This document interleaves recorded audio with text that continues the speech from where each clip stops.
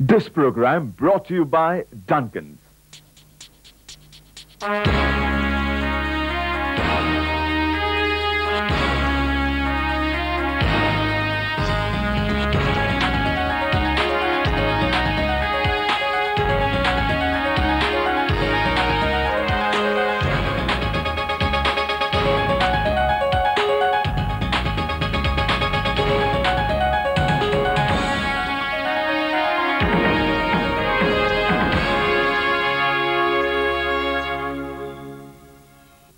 Welcome to let's talk. आज हमारे साथ है सूचना एवं प्रसारण राज्य मंत्री मुख्तार अब्बास नकवी। मुख्तार अब्बास नकवी यंग हैं, एनर्जेटिक हैं और इंथुजियास्ट भी। बात चाहे उनके स्टेटमेंट्स की हो या बतौर मंत्री लिए गए उनके फैसलों की, वे हमेशा चर्चा में बने रहते हैं। वे अपनी बात पूरी मजबूती से रखते हैं और इस बात की परवाह भी नहीं करते कि इसका असर क्या होगा।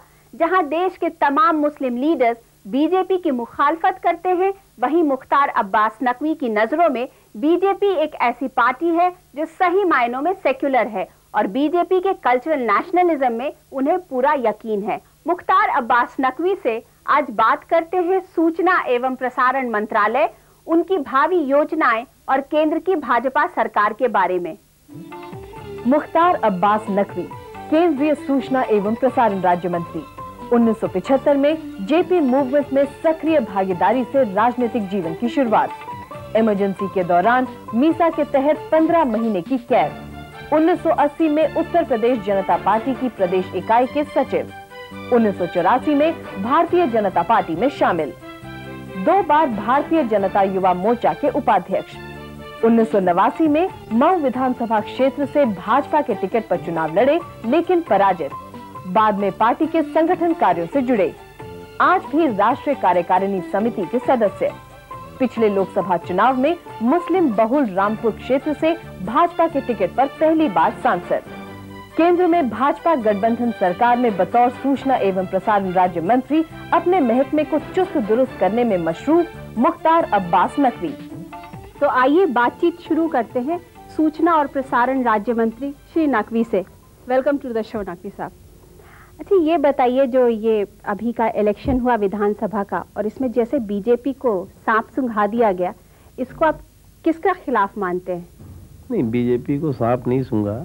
इलेक्शंस के जो रिजल्ट हैं वो रिजल्ट बीजेपी की आंख थोड़ी खोलने वाले हैं और हम लोग थोड़ा सतर्क हो गए हैं सांप से।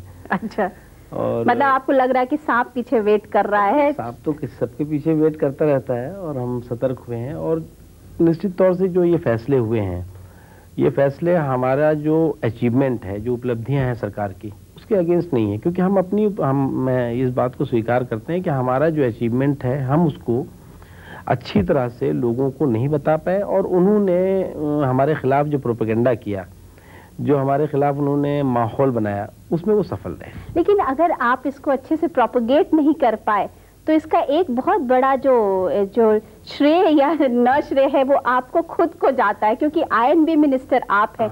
और अगर सरकार के अचीवमेंट्स को आप कहते हैं कि हम नहीं बता पाए, ठीक है, तो who is responsible for it? मैं उस रिस्पांसिबिलिटी को महसूस करता हूँ। और कभी कभी क्या होता है कि हम ये सोचते हैं कि हमने क्योंकि अचीवमेंट किए हैं, हमने पूरे अपने 8 महीने के कार्यकाल में एक भी कम्युनल राइट पूरे देश में नहीं होने दिया, हमने 8 महीने में एक भी करप्शन का कोई भी केस पूरे देश में नहीं होने दिया और ख़ासतौर से हमारे मंत्रिमंडल से जुड़े हुआ कोई भी ऐसा केस नहीं हुआ। हमने पोखरण जैसा टेस्ट करके पूरी दुनिया को ये अपनी शक्ति का प्रदर्शन भी किया और पूरे देश में आत्मविश्वास पैदा किया। तो हमें लगा कि ये लोग महसूस करेंगे। हमें लग रहा था कि प्याज और नमक की जैसी जो आर्टिफिशियल इश्यूज़ हैं वो इस रियल इश्यूज पर हावी नहीं हो पाएंगे।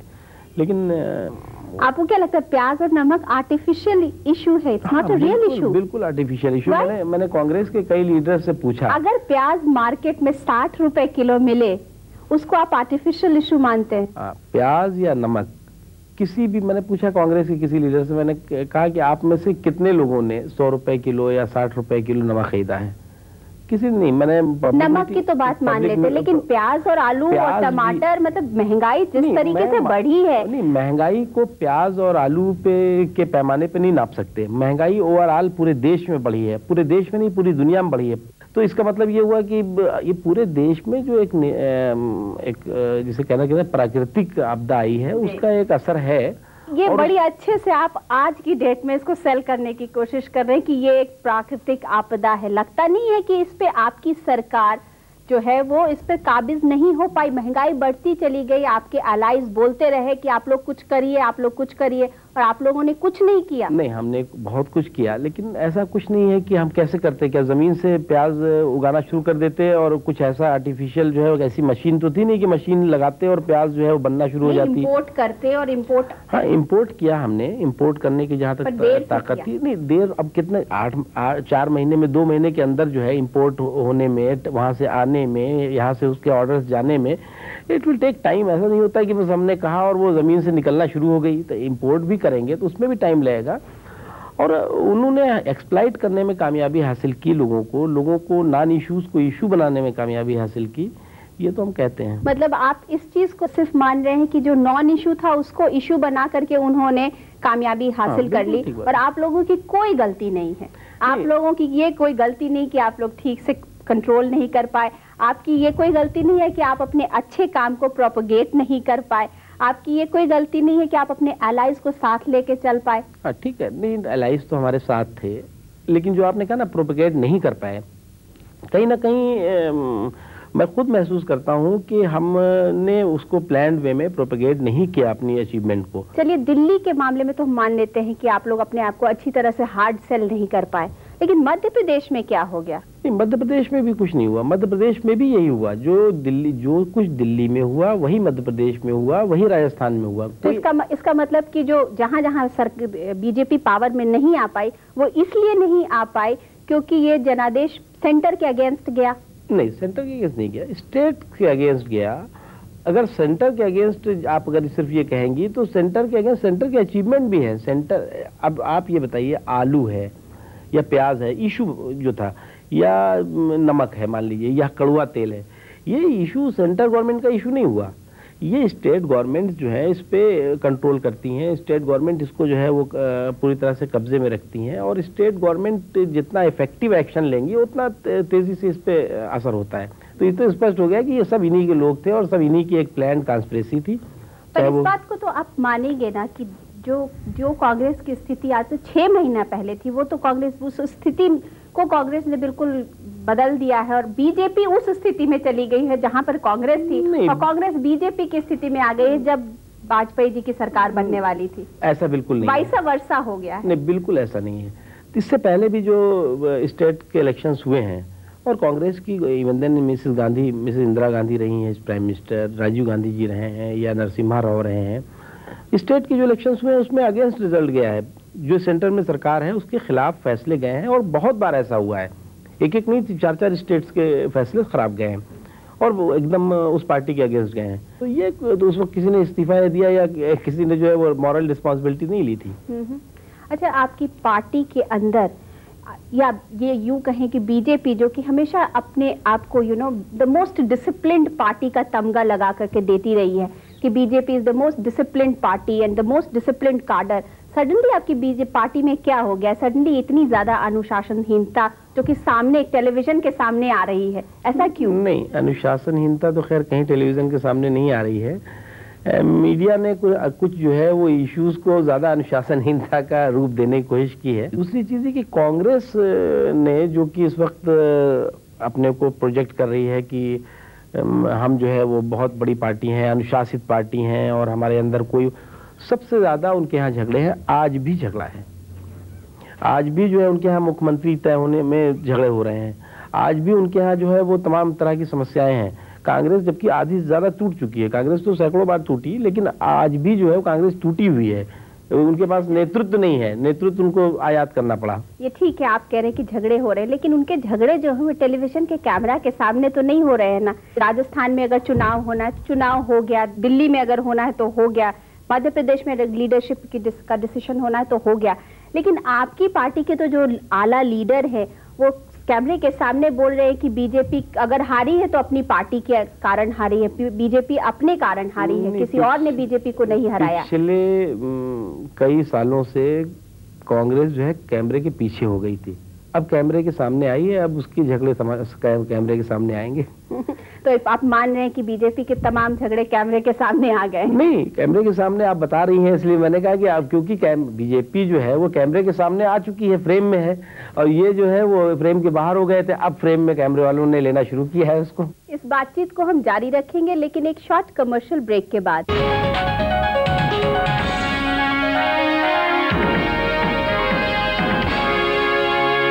Presented by Duncan. So much has changed since we moved in. The house is nearly as empty as this. And then we bought our first fridge. And that table my mother gave us. Oh, how we argued about the color of those curtains. Simba, of course, we agreed on. Everything's changed. Everything. Except, of course, my gold corn apple juice. Sip it and you'll know why they say old is gold. Duncan's presents.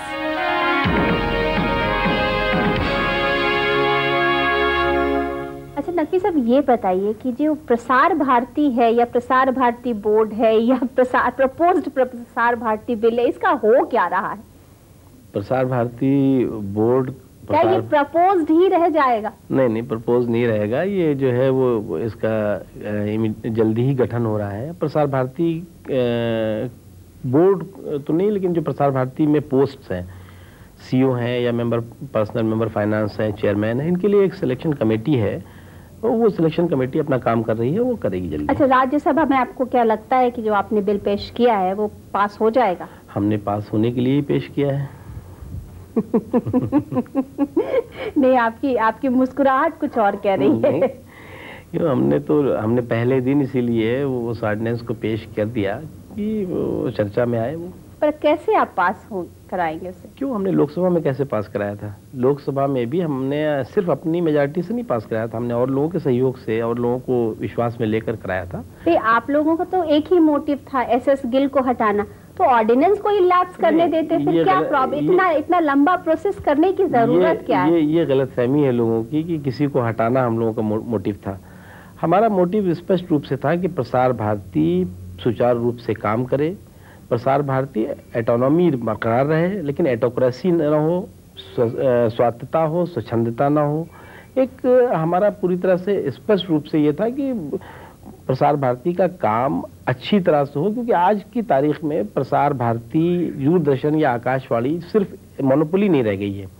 आज चारों तरफ से competition है, और उस competition के युग में हमें प्रोफेशनलिज्म लाना होगा और पूरी तरह से उसको अच्छी तरह बनाने के लिए कि लोगों की पहली पसंद बन सके, इसके लिए हम लोग काम करना होगा। अच्छा नकवी साहब, आपको और आपकी मिनिस्ट्री को कहा जा रहा है कि आप लोग कल्चरल इमरजेंसी लगाने के चक्कर में, जब आपने ये कहा कि फिल्म के जो स्क्रिप्ट हैं उनको सबमिट किया जाए और उनके ऊपर क्लियरेंस ली जाए, तो फिल्म इंडस्ट्री में इसके खिलाफ बड़ा एक हंगामा सा, एक आंदोलन सा तैयार हो रहा है। मैंने पहली बात तो ये है कि फिल्म को, स्क्रिप्ट को, मैंने ये नहीं कहा कि उसको पहले से सेंसर किया जाए।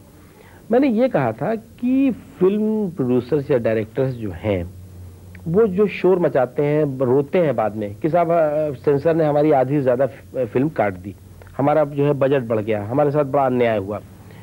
तो मैंने एक सजेशन ये रखा कि आप स्क्रिप्ट जो है वो ले करके और सेंसर बोर्ड के साथ बैठ करके एक बार एक डिस्कशन कर सकते हैं कि हमारा ये रोल है, ये सीन है बड़े, ये पूरी कहानी का फ्रेमवर्क है और ये इस कहानी पे हम चीज़ बनाना चाहते हैं। क्योंकि मेजर जो सीन होते हैं उसमें मेजर जो है कहानी होती है, उसकी थीम होती है, वो बहुत ज़्यादा फर्क नहीं होती बाद में। आप कैसे एक्सपेक्ट करते हैं कि फिल्म इंडस्ट्री आपको पहले स्क्रिप्ट सबमिट करे, फिर आप क्लियरेंस दे, फिर वो शूट होए, फिर आप उसको वो फाइनल आपको अपनी कट दे हमारा कोई एक्सपेक्टेशन नहीं है, सर्टिफिकेट दे? नहीं, हमारा कोई एक्सपेक्टेशन नहीं। हम बिल्कुल नहीं कह रहे हैं कि हमको स्क्रिप्ट दे, हमको जो है वो सबमिट करे, हम कुछ मत करें, लेकिन फिर हम जब जो गड़बड़ होगा काटेंगे तो रोए नहीं। हम ये कह रहे हैं कि वो कुछ नहीं करें। आप ये डिसाइड करके आए? नहीं, हम कह रहे हैं कुछ नहीं, हम कह रहे हैं कुछ नहीं दे, हमें नहीं चाहिए कुछ उनका। वो जो करना है वो जो फिल्म लाए बना के दे दे, उसके बाद फिर हम उसमें जो जब फिल्म पे कैची चलती है तब रोना नहीं चाहिए, क्योंकि जब आप तय भी नहीं करोगे, बैठ के आप बात भी नहीं करोगे कि ये भाई हमारे मेजर ये